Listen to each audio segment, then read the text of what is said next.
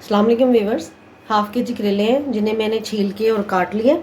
इसमें 1 टीस्पून नमक, half tea spoon हल्दी, 1 टेबलस्पून सफ़ेद सिरका। अब इसको अच्छे तरीके से मिक्स करें।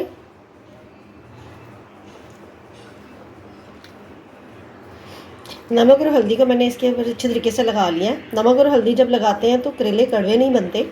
और अब इसको 15 से 20 मिनट के लिए रख दें। 1 कप चने की दाल है जिसे मैंने 1 घंटे से भिगो के रखा हुआ था। अब इसे बॉईल कर लेते हैं। इसमें थोड़ा सा पानी डाल दें, हाफ़ टी स्पून नमक, और अब इसे कवर करके कुक करें। दाल को पकते हुए 25 से 30 मिनट हो गए हैं। इसमें जो पानी था वो बिल्कुल ड्राई हो गया है और हमारी दाल जो है 90% तक कुक हो गई है। करेले मैंने अच्छे तरीके से धो लिए और अब हम इसको फ्राई कर लेते हैं। एक कढ़ाई लें और उसमें ऑयल ऐड करें। जब ऑयल हल्का सा गर्म हो तो इसमें करेले डाल दें और अब इसको फ्राई कर लें।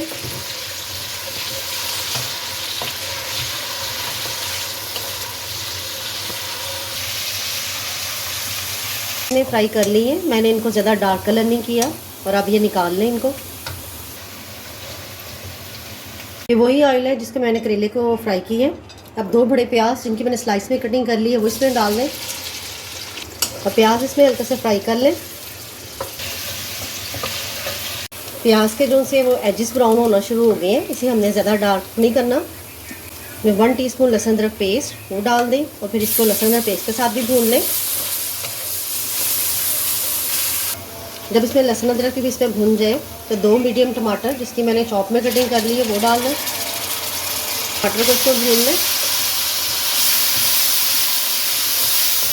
हाफ़ टी स्पून नमक, क्योंकि नमक हमने दाल में भी डाला था और करेलों में भी, इसलिए इसे बाद में चेक कर लेंगे। और हाफ़ टी स्पून ही हल्दी, हाफ़ टी स्पून कुटी हुई लाल मिर्च, 1 टीस्पून पिसी हुई लाल मिर्च, हाफ़ टी स्पून ज़ीरा पाउडर और हाफ़ टेबल स्पून धनिया पाउडर। अब मसाले को भी इसके साथ भून लें ताकि ये टमाटर में इसके साथ ही मिक्स हो जाए। मसाला मैंने अच्छे तरीके से भून लिया है। अब जो दाल हमने गलाई है वो इसमें डाल दें। अब दाल को इसमें भून लें। दाल को मैंने 1 से 2 मिनट तक भून लिया। अब इसमें जो हमने करेले फ्राई किए हैं वो डाल दें। अब करेलों को भी इसके अंदर फ्राई करें। अब इसका फ्लेम लो कर दें और इसके अंदर 2 से 3 चम्मच दही वो शामिल कर दें। दही को इसमें मिक्स करें।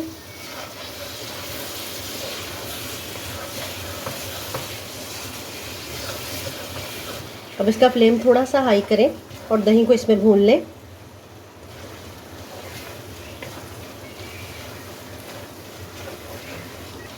दही को मैंने इसमें भून लिया। अब इसका फ्लेम लो कर दें बिल्कुल और इसके अंदर 3 हरी मिर्चें और हाफ़ टी स्पून सौंफ का पाउडर। दही और सौंफ डालने से इसके अंदर, दही डालने से तो करेले कड़वे नहीं होंगे और सौंफ डालने से इसके अंदर बड़ी अच्छी खुशबू आएगी। इसे मिक्स कर दें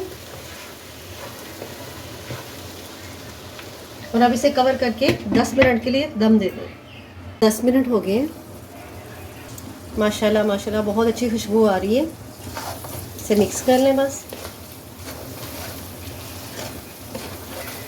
अगर आप एक दफ़ा इसको मेज़ तरीके से बनाएंगे तो आपके बच्चे भी माशाल्लाह खुश होके खाएंगे। और लास्ट में इसके ऊपर हरा धनिया डाल दें। इसका फ्लेम ऑफ कर दें और अब हम इसे सर्व कर लेते हैं। अगर आपको मेरी वीडियो अच्छी लगे तो प्लीज़ चैनल को सब्सक्राइब, वीडियो को लाइक और शेयर ज़रूर कीजिएगा। अल्लाह हाफिज़।